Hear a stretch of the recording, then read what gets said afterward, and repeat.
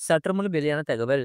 வருமான வரி முதல் வங்கி கணக்கில் வரும் 5 லட்சம் வரை பட்ஜெட்டில் 10 அம்சமான அறிவிப்புகள்.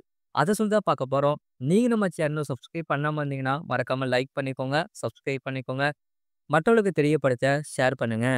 மத்திய நிதியமைச்சர் நிர்மலா சீதாராமன் தாக்கல் செய்த மத்திய பட்ஜெட்டில் பின்வரும் 10 முக்கியமான அறிவிப்புகள் வெளியாகி உள்ளன.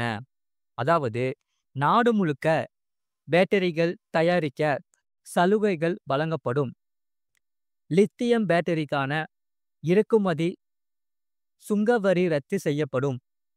மின்சார வாகன மற்றும் மொபைல் போன்களுக்காக தயாரிக்கப்படும் பேட்டரிகளுக்கு உற்பத்தி வரி சலுகை வழங்கப்படும். காப்பீடு துறையில் 100% அந்திய முதலீட்டுக்கு அனுமதி அளிக்கப்படும். ஸ்விக்கி, ஜொமேட்டோ உள்ளிட்ட ஆன்லைன் சேவை ஊழியர்களுக்கு அரசு சார்பில் அடையாள அட்டைகள் வழங்கப்படும். வேளாண் உற்பத்தியை பெருக்கவும் விவசாயிகள் வாழ்வை மேம்படுத்தவும் பட்ஜெட்டில் முக்கியத்துவம் கொடுக்கப்பட்டுள்ளது. அசாமில் யூரியா உற்பத்தி செய்ய ஆலை அமைக்கப்படும். இந்திய அஞ்சல் துறை மிக முக்கிய அளவிலான லாஜிஸ்டிக் மையமாக மாற்றப்படும். விவசாயிகளுக்கான கிசான் கிரெடிட் கார்டு உச்சவரம்பு 3 லட்சத்தில் இருந்து 5 லட்சமாக உயர்த்தப்படும். தன் தன்யா கிருஷி என்கிற திட்டம் அறிவிக்கப்படுகிறது. குறைந்த உற்பத்தி திறன் கொண்ட 100 மாவட்டங்கள் இந்த திட்டத்தின் முக்கிய இலக்கு நிர்ணயிக்கப்படுகிறது. 2047க்குள் 10 ஜிகாவாட் அணுசக்தி உலைகளை உருவாக்குவோம். அணுசக்தி திட்டத்தில் இதற்கு தேவையான திருத்தங்கள் செய்யப்படும். உள்நாட்டில் உருவாக்கப்பட்ட 5 சிறிய அணு உலைகள் 2033க்குள் செயல்பட தொடங்கும்.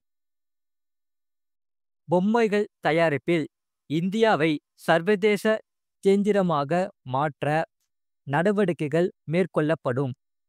உள்கட்டமைப்பு முதலீடுகளுக்காக ரூபாய் 1.5 லட்சம் கோடி மாநிலங்களுக்கு வட்டியில்லாத கடன் வழங்கப்படும்.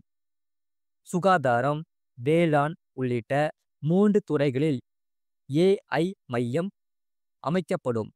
ஒவ்வொரு வீட்டுக்கும் குடிநீர் குழாய் என்ற திட்டத்தில் 100% இலக்கை அடைய ஜல் ஜீவன் திட்டம் 2028ஆம் ஆண்டு வரை நீட்டிப்பு செய்யப்படும். பீகாரில் புதிய விமான நிலையம் அமைக்கப்படும். பாட்னா விமான நிலையம் விரிவுபடுத்தப்படும். இளைஞர்கள் முன்னேற்றம், விவசாயம், வறுமை ஒழிப்பு, உணவு உத்தரவாதம் உள்ளிட்ட 10 அம்சங்களை அடிப்படையாக கொண்டு இந்த பட்ஜெட் தயாரிப்பு. வரி விதிப்பு, நகர்ப்புற மேம்பாடு, கனிம வளம், நிதி மேலாண்மை, மின்சாரம், ஒழுங்குமுறை ஆகிய 6 துறைகளில் சீரமைப்பு செய்யப்படும். பட்டியலின பழங்குடியின பெண் தொழில் முனைவோர் 5 லட்சம் பேருக்கு தலா 2 கோடி வரை தொழில் கடன் வழங்கும் திட்டம் தொடங்கப்படும். அடுத்த 3 ஆண்டுகளில் அனைத்து மாவட்ட மருத்துவமனைகளில் புற்றுநோய் சிகிச்சை மையம் அமைக்கப்படும். இந்த திட்டத்தில் உற்பத்தி குறைவாக உள்ள 100 மாவட்டங்களுக்கு முன்னுரிமை வழங்கப்படும். பருப்பு உற்பத்தியில் தன்னிறைவு அடைய இலக்கு நிர்ணயித்து அரசு செயல்படுகிறது. புதிய வருமான வரி பிரிவின் கீழ் உள்ளவர்களுக்கு 12 லட்சம் ரூபாய் வரை வருமான வரி கிடையாது என்று நிதியமைச்சர் நிர்மலா சீதாராமன் அறிவித்துள்ளார். இதை பின்வரும் வகையில் புரிந்து கொள்ளலாம். இந்த சலுகை முதலில் எல்லோருக்கும் கிடையாது. புதிய வருமான வரி பிரிவில் உள்ளவர்களுக்கே அறிவிக்கப்பட்டு உள்ளது.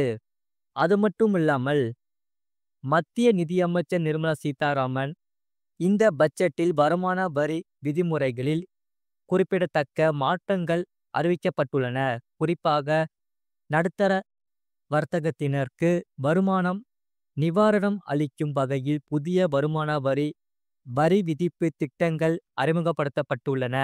பழைய வரிமுறையின் கீழ் எவ்விதமான மாற்றமும் செய்யப்படவில்லை என்பது குறிப்பிடத்தக்கது. இந்த திருத்தப்பட்ட புதிய வரிமுறையின் கீழ் ஆண்டு வருமானம் ரூபாய் 4,00,000 வரை உள்ள நபர்கள் எந்த வருமான வரியும் செலுத்த வேண்டியதில்லை. 4,00,000 முதல் 8,00,000 வரையிலான வருமானத்திற்கு 5% வரி விகிதம் பொருந்தும். வருமான வரி வருமானம் 8,00,000 முதல் 12,00,000 வரை இருந்தால் 10% வரி விகிதமும், 12,00,000 முதல் 16,00,000 வரை இருந்தால் 15% வரி விகிதமும், 16,00,000 முதல் 20,00,000 வரை இருந்தால் 20% வரி விகிதமும் பொருந்தும். 20,00,000 மற்றும் அதற்கு மேல் ரூபாய் 24,00,000 வரை வருமானம் ஈட்டும் நபர்கள் 25% வரி விகிதத்திற்கு உட்படுத்தப்படுவார்கள். ரூபாய் 24,00,000க்கும் அதிகமான வருமானம் ஈட்டும் நபர்களுக்கு 30% என்ற அதிகபட்ச வரி விகிதம் பொருந்தும். மேலும் பிரிவு 87A இன் கீழ் கிடைக்கும் வரி விலக்கு ரூபாய் 12,00,000 வரை வரி விதிக்கத்தக்க வருமானம் உள்ள நபர்கள் எந்த வருமான வரியும் செலுத்த வேண்டியதில்லை என்பதை இந்த உயர்வு உறுதி செய்கிறது. முன்பு இது 7,00,000 இருந்தது. 2025 முதல் 2026 ஆண்டுக்கான ஒன்றிய பட்ஜெட்டில் வருமான வரி விலக்கு வரம்பை ரூபாய் 7,00,000 இருந்து ரூபாய் 12,00,000 உயர்த்தி நிர்ணயித்துள்ளதோடு வரி செலுத்துவோர்களுக்கு கிடைக்கும் நிரந்தர வரி விலக்கு ரூபாய் 75,000 ஆகும்.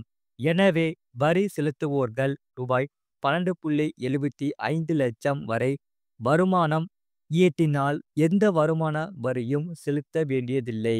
இந்த நடவடிக்கை பணவீக்கம் மற்றும் வாழ்க்கை செலவு அதிகரிப்பால் பாதிக்கப்பட்டு வரும் நடுத்தர வர்த்தகத்தினருக்கு நிவாரணம் அளிக்கும்.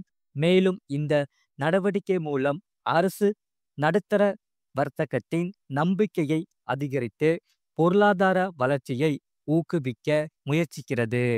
இந்த திருத்தப்பட்ட வரி விகிதங்களும் அதிகரித்த வரி விலக்கும் சாமானிய மக்களுக்கு பெரிய அளவிலான நன்மை அளிக்கும்.